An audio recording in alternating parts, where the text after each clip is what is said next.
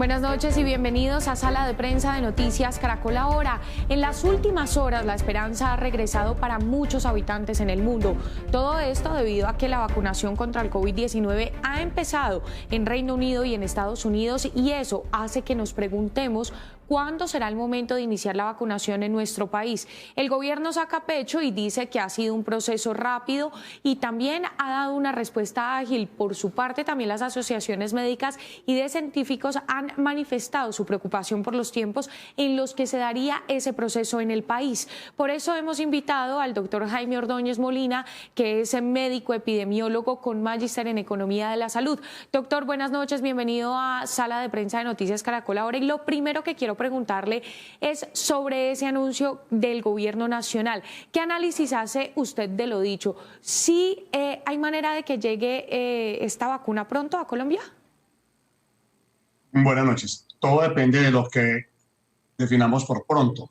Entonces, en términos generales, la única vacuna que ya tiene en este momento una aprobación por parte de la FDA, que eso de todos modos marca mucho a Colombia, es la vacuna de Pfizer y BioNTech. En ese orden de ideas, la producción de Pfizer y BioNTech ya está completamente copada durante los próximos 6 o 7 meses. De hecho, ellos ya le anunciaron a los Estados Unidos que en caso de activar la cláusula para comprar otros 500 millones de dosis, solamente podrían hacerlo después del segundo semestre. Es decir, las vacunas de Pfizer y BioNTech estarán disponibles para cualquier país solo a partir del segundo semestre. Doctor, dicen varias asociaciones que la gran vacunación en el país sería después del primer semestre, es decir, más o menos en el tiempo que usted está mencionando, pero ellos dicen que del 2022 en Colombia. ¿Eso es tan así o cómo funcionaría? Porque pues estamos viendo que ya la vacuna llegó a Estados Unidos, a Reino Unido, y así va a ir avanzando en el mundo. ¿Y Colombia entonces para cuándo? Hay un gran epidemiólogo que dice que las vacunas no previenen enfermedades. La vacunación es la que las previene. Entonces, una cosa es que haya una vacuna, que exista una vacuna, pero de ahí a que haya un proceso grande de vacunación es otra historia. Entonces, claro, pues supongamos lo siguiente, supongamos que el gobierno pueda comprar 10 millones de dosis para el segundo semestre. 10 millones de dosis van a vacunar a 5 millones de colombianos. Eso es poco menos del 10%. Ponga que sea el 10%. En realidad es muy poco. Es decir, cuando hablamos de una gran vacunación, nos estamos refiriendo a que al menos el 70% de la población esté vacunada. Y claro, eso no se puede alcanzar sino solamente con muy buena logística, pero muy buena, 2022. Antes no se alcanzaría semejante cobertura. Doctor, también quiero preguntarle, digamos, porque una de las incógnitas sí es el tiempo, pero también hay mucho escepticismo entre la gente e incluso también entre ustedes los médicos de qué tan efectiva puede ser esa vacuna, ¿no? Entonces, lo primero que quiero preguntarle es, ¿usted cómo ve esta vacuna que ha sacado Pfizer y que ya está empezando a ser aplicada? Bueno, Pfizer publicó los datos de su ensayo clínico el pasado jueves, el 10 de diciembre, en una muy importante revista internacional. Ellos reportan que los hallazgos de eficacia, es decir, de prevención de la enfermedad, son del 95%. De cada 100 individuos que se le aplican y que potencialmente hubieran podido enfermar, solo 5 van a enfermar. Eso es una muy buena eficacia, definitivamente. ¿Dónde están los peros? Los peros es que el tiempo de observación es 2 meses. Y claro está, obviamente eso puede generar escepticismo, uno lo entiende, pero una cosa es el escepticismo por la seguridad de la vacuna y otra por la eficacia. La vacuna, desde la fase 1 de los ensayos clínicos, que esa sí empezó hace 6 meses, ha mostrado que es segura. Entonces, en 6 meses ha mostrado seguridad. Las dudas, básicamente, la más importante está en que cuánto tiempo puede tardar la inmunidad. No sabemos si va a tardar 6 meses, 1 año o durará el resto de la vida. Y esa pregunta aún no se puede responder. El ensayo clínico va a continuar midiendo esa parte de la inmunidad. Pero la vacuna, en este momento, es una vacuna que ha demostrado seguridad, pero entiendo que la eficacia, los resultados duros, por así decirlo, solamente pueden ser estimados a 2 meses en este momento. Doctor, ¿esos peros son fallas? ¿Qué No, no, identificaron no, no, ustedes? no, es porque el ensayo clínico empezó en octubre, empezó, perdón, Ajá. en septiembre, perdón, empezó en septiembre. Entonces, son 2 meses de observación, ya en realidad ya llevamos 3. Es que esto empezó apenas ahora. Es que Pfizer empezó el ensayo clínico, la fase preclínica, en marzo, tal vez abril, entre marzo y abril. Y mira lo rápido que se hizo todo, fase preclínica, fase 1, fase 2, fase 3, todo se hizo en un tiempo menos de un año. Es un récord en realidad. Entonces, es básicamente porque es el momento de empezar el ensayo. Permítame le hago una analogía. Hace 25 años, cuando salieron los primeros medicamentos antirretrovirales para VIH, esos ensayos clínicos duraron 6 meses. ¿Qué les decíamos a los pacientes? Hombre, que tu supervivencia en este momento es de 6 meses. Ahora, ¿qué les decimos? Es de 25 años. ¿Por qué? Porque ese grupo de personas que les dieron los medicamentos en el 95 todavía están vivos. Entonces, es exactamente lo mismo. Hombre, en este momento se te pueden asegurar 3 meses, pero puede que en el 2045 te digamos que eso se va a durar toda la vida. Doctor, ¿cuáles son o serían entonces esos desafíos que debe afrontar Colombia para que se haga un buen proceso de vacunación? Porque usted ha sido muy enfático en eso, y es que una cosa es la vacuna, pero otra la manera y el proceso en que eso se lleve a cabo, ¿no? Se ha hablado de empezar primero por los adultos mayores, de seguir con las personas de la salud. ¿Cómo hacer que ese proceso sea eficaz y sea correcto? Bueno, lo primero es, antes de comprar la vacuna de Pfizer o paralelo a las negociaciones, debemos tener el mecanismo de congelación. Recordemos que esta vacuna de Pfizer se debe mantener a menos 70 grados centígrados. ¿Por qué? Porque está compuesto de una sustancia que es el RNA mensajero y es muy, muy lábil. Debe estar congelado en un lípido. No es agua, eso es un lípido, pues porque si no se congela. Entonces, debe estar ahí. Entonces, no tenemos en este momento esa estructura. Entonces, en este momento, si el país ya decidió comprar la vacuna de Pfizer, paralelamente debe estar buscando mecanismos de refrigeración. Listo. Una vez tengamos mecanismos de refrigeración, ¿cuántos? ¿Por qué? Porque eso va a depender de la logística. Vamos a comprar 5, vamos a comprar 10, vamos a comprar 20. ¿Dónde van a estar? Con base en ese dónde van a estar, es que se debe establecer la logística de cuántas personas se pueden llegar a vacunar. Entonces, en ese orden de ideas, una vez establecido eso, ya empezamos a discutir quién. ¿Qué están haciendo en el Reino Unido y en Estados Unidos? Primero, el personal de la salud, porque es que no podemos dejar que se nos sigan enfermando. Luego, seguir ya por las personas que tengan mayor riesgo por la edad y por patologías agregadas. Y ahí pueden ir más o menos unos 5 millones de personas, que en realidad es lo que podríamos tener de vacunas. 10 millones de vacunas para 5 millones de personas, porque es que cuando cogemos los mayores de 65, más las patologías asociadas, más todo el personal de salud, ya ahí se quedaron los 5 millones de personas. Seguir discutiendo más allá en este momento, primero compremos. Doctor, usted hablaba de un personaje muy importante dentro de todo este proceso, y es quienes lo aplican. Quiero preguntarle sobre eso, y es la ley que examinaría a las farmacéuticas por los daños o secuelas que queden en las personas en las que se aplican las vacunas. ¿Ustedes qué opinan de eso? ¿Qué evaluación se hace de quienes las aplican? No nos referimos solamente a esas farmacéuticas, sino también a las personas.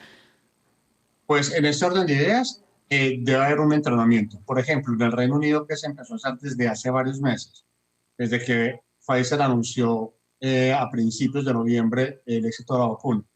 Entonces, ellos ya tenían unas compras adelantadas. Lo que empezaron fue a entrenar bomberos, personal de defensa civil, porque es que no podemos parar toda la atención de salud para ir a vacunar. Fíjate en esto, hay que seguir atendiendo en salud. ¿Y dónde está el ejército que va a vacunar? Entonces, se necesita buscar quién va a empezar a vacunar y hay que entrenarnos en cómo se vacuna. Todo eso. Luego viene por lo que usted planteaba sobre el problema de si hay efectos secundarios. ¿Qué dice la industria farmacéutica? En este caso específicamente Pfizer. Vea, esta vacuna lleva muy poco tiempo en observación, lleva 6 meses. Es lo que tengo. Ahora bien, yo no puedo asegurar un evento adverso después de 6 meses. Si yo se la vendo, yo no puedo asumir riesgos de eventos adversos graves. Esa condición yo sé que suena horrible, pero la han aceptado todos los países La aceptó el Reino Unido, la aceptó Estados Unidos, todos los países la han aceptado. Entonces, ¿por qué? Porque eso es lo que hay, es un estado de emergencia. Condiciones extremas, soluciones temerarias también. Claro, doctor, pero al, corrijo, no examinar, sino eximir a esas farmacéuticas por daños y secuelas, eso también no genera como ese escepticismo, esa desconfianza en las personas que de alguna manera son prioritarias para aplicarse la vacuna.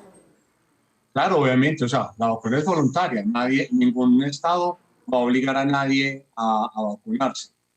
Es decir, a las personas se les va a explicar.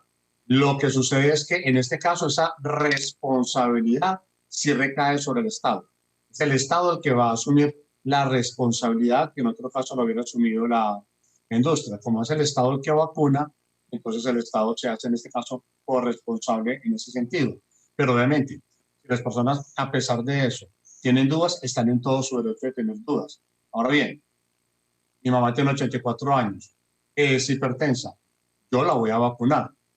Prefiero el beneficio que potencialmente puede recibir que el riesgo al que potencialmente se puede exponer. Claro, ¿cómo funcionaba, doctor, si podemos hacer tal vez como comparación o semejanza con la farmacoseguridad en otro tipo de vacunas, justamente para que sean efectivas, para que los procesos se lleven bien, para que no haya, digamos, alguna alteración e incluso estas personas inescrupulosas, ¿no?, que buscan falsificar teniendo algunos beneficios? En términos generales, históricamente, el desarrollo de una vacuna en promedio ha tardado 10 años, algunas menos, otras más. Entonces, claro, se acortó en 10 veces, incluso más de 10 veces, el desarrollo de una vacuna. Entonces, claro, es ahí donde se generan todas estas dudas. ¿Qué hay a favor? Hay a favor la tecnología. Lo que ayudó a que se desarrollara tan rápido es que es una tecnología que se llama el RNA mensajero.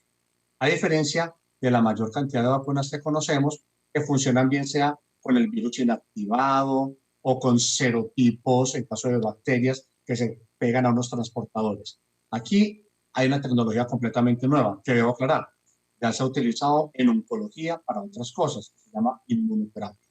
En este caso se trajo esta tecnología al mundo de las vacunas. ¿Qué es lo que hace el RNA mensajero? Ellos, como los chinos publicaron rápidamente el RNA del virus, entonces cogieron una parte del RNA que es el de la corona y lo que hacen es que ese mensaje entra a la célula. Pero ojo, eso es muy importante. El mensaje no entra al núcleo de la célula. El RNA mensajero no está en capacidad de entrar al núcleo. ¿Por qué es tan importante eso? Porque no toca el ADN, que es donde está el núcleo. Entonces llega a un sitio que se llama los ribosomas. Coge este mensaje y el ribosoma fabrica unas proteínas parecidas o similares a las que están en la corona del virus. Y lo que hace es engañar a nuestro organismo. Y dice, vea, aquí entró este organismo extraño y genera esos anticuerpos. Por eso es relativamente seguro, porque no está entrando al ADN del organismo y eso genera mucha seguridad. Ahora bien, lo que te decía ahora, el problema es que no tenemos resultados de eficacia de largo plazo. No existen, porque en realidad pues tenemos observaciones 2 meses, lo que fue publicado, ya lo que va ocurrido este mes, pues llegan 3 meses de observación. Pero en este momento no tenemos nada más. Es decir, habría que asumir que si en 3 meses ha funcionado, tal vez funcione en 6, tal vez funcione en 1 año.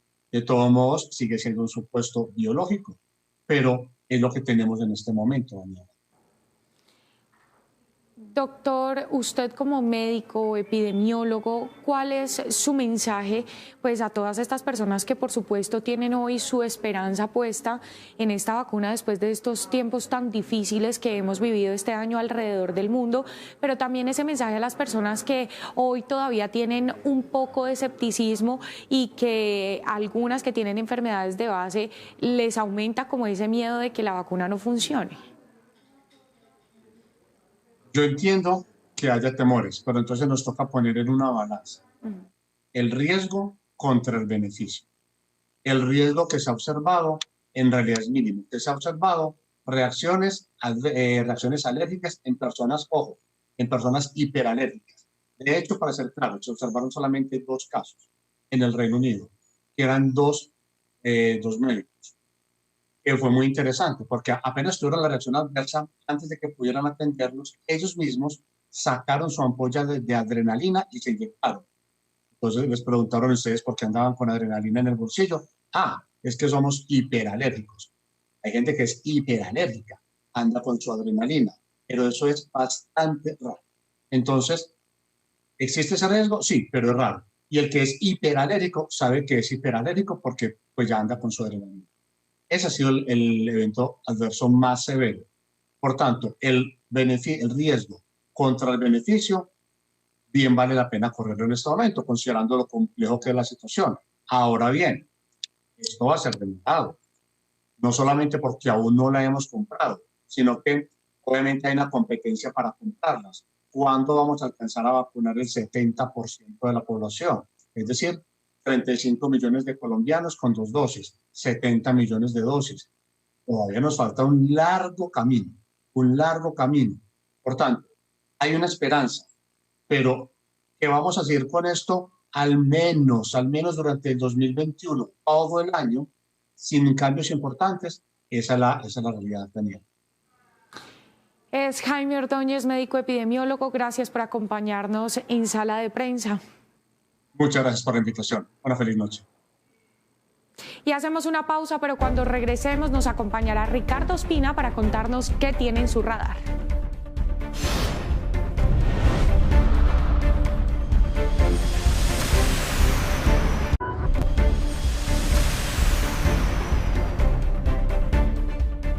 Gracias por seguir con nosotros en Sala de Prensa y ahora saludamos a Ricardo Ospina, director del servicio informativo de Blue Radio, quien nos cuenta qué tiene hoy en su radar. Ricardo.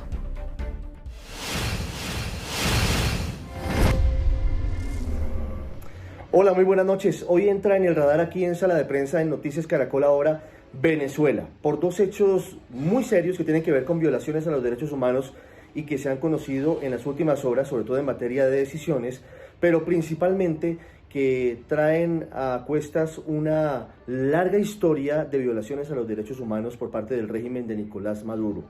El elemento más serio es un informe de la Corte Penal Internacional, según el cual hay elementos suficientes para concluir que desde el 2017 se cometieron violaciones a los derechos humanos en Venezuela por parte del régimen de Nicolás Maduro, particularmente por parte de la policía, del muy temible FAES y también de los llamados colectivos.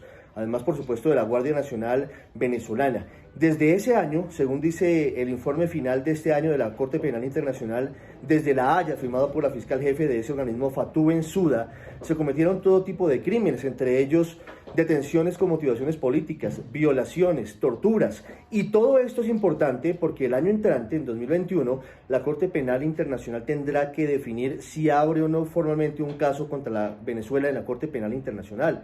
Esto abriría la puerta a una posible intervención en materia de juzgamiento contra Nicolás Maduro y la cúpula de su gobierno y de su régimen ante esa instancia. Primer caso que se vería en esta parte del mundo y que sin duda marcaría un punto de quiebre en el régimen dictatorial de Venezuela.